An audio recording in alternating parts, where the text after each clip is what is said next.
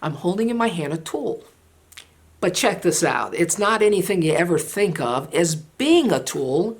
And what it is a deck of cards. I always carry a deck of cards in my toolbox, and I always have several decks around the shop.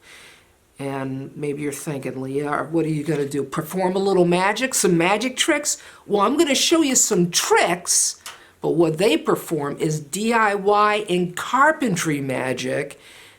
And I'll tell you all about it coming up next.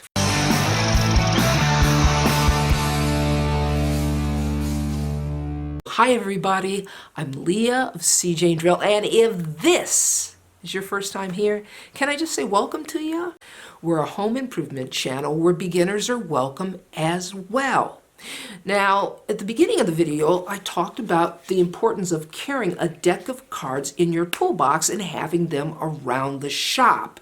I'm going to show you 5 ways that I use playing cards to make my life a lot easier in the shop. Flexible, they're durable, and they're water resistant because they have a plastic coating. Now, the other thing about playing cards is the thickness. You can make micro adjustments to things and use playing cards as shims. That's right, you can use playing cards as shims. The thickness of one playing card is 0.01. Let's get started.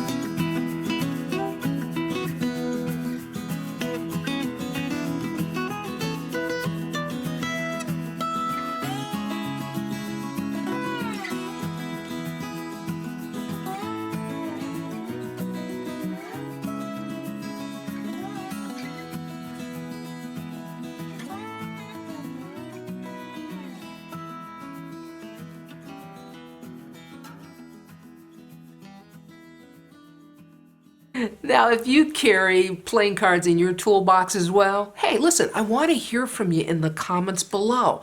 I'd like to know how you use them. This is Leah saying you can do this. See you next time.